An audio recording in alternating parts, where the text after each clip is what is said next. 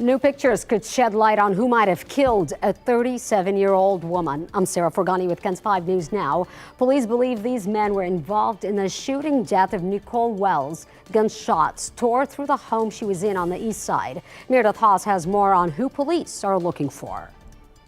These new images are the first we're seeing that could lead to Nicole Wells' killer or killers. Police want you to look at these images to see if you recognize anything or anyone. The suspects were seen in a light-colored sedan and an SUV before the shooting, and were seen leaving the scene in them as well. The suspects are seen wearing light-colored clothing and masks. According to police, at least 5 men opened fire on the garage Wells was in at the 5600 block of Espada Cliff on April 17th of 2024. This happened around 1:30 that morning. Wells was in the garage with a man who survived the attack.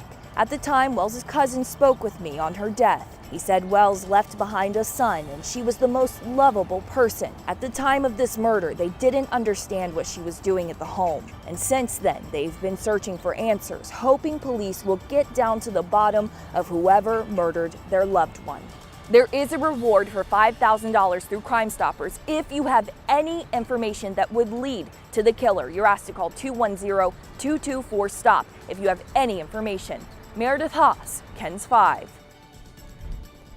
In a tragic scene out of California, multiple people are dead and extensive destruction left behind after a small plane crashed into this neighborhood. The scene in the middle of a San Diego military housing community, so intense. It looks like something out of a movie with burned homes and cars and collapsed roofs.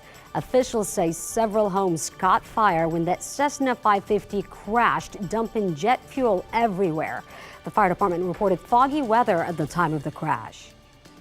But no one was transported from the scene from any of the housing units. All the fatalities right now look to be that they're from the plane. We're working with the FAA right now to find out how many actual people were registered on that plane. And officials say the aircraft was a private plane. The National Transportation Safety Board will lead that investigation. Parents are being asked to stop using Quiric infant swings because they're a suffocation hazard. And that warning now from the Consumer Product Safety Commission. They say the swings can cause serious injury or death. The product is marketed for infant sleep, but the Consumer Product Safety Commission says it has an angle that is greater than 10 degrees, which violates some safety rules. And they also said the swing fails to meet mandatory warning requirements for infant swings. The items were sold online at Amazon October 2023 through November 2024. Today is a good day to fill up your gas tank. Here's why. Circle K offering up to 40 cents off per gallon. The discount will be applied directly at the pump between 4 and 7 tonight. And you must be already in line before 7 in order to score that deal. A grandmother says a pillow is changing her life. She led a healthy and active lifestyle, but then suddenly she found herself in a fight for her life. The reason? Heart failure. Garrett Leone explains how a new medical pillow has given her a second chance. Is there grease there? Nancy Rajanen is a bit of an art aficionado. Each country she visits with her husband Greg, she adds to her collection. It also gives me a memory. The international decor also serves as a reminder to live fully. Because more than a decade ago, the world traveler started experiencing shortness of breath. It was such a surprise. At first, she thought it was asthma, but it was heart failure. I don't smoke, I'm not overweight, I don't have diabetes, I don't, I exercise, I eat well.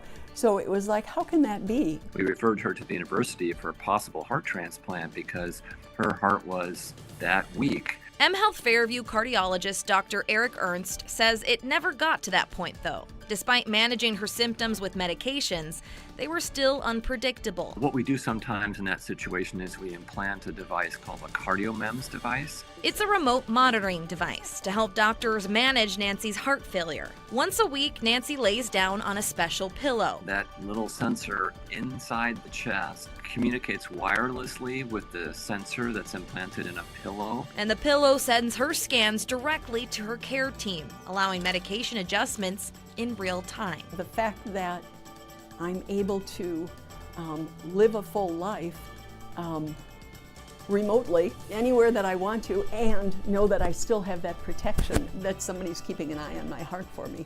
That's kind of life-changing. The 70-year-old is back to her active routine and staying out of the hospital. Barrett Leone, CBS News, Minneapolis. And that's a wrap of your KENS 5 News Now on this Thursday. I'll see you tomorrow. I'm Sarah Forgany.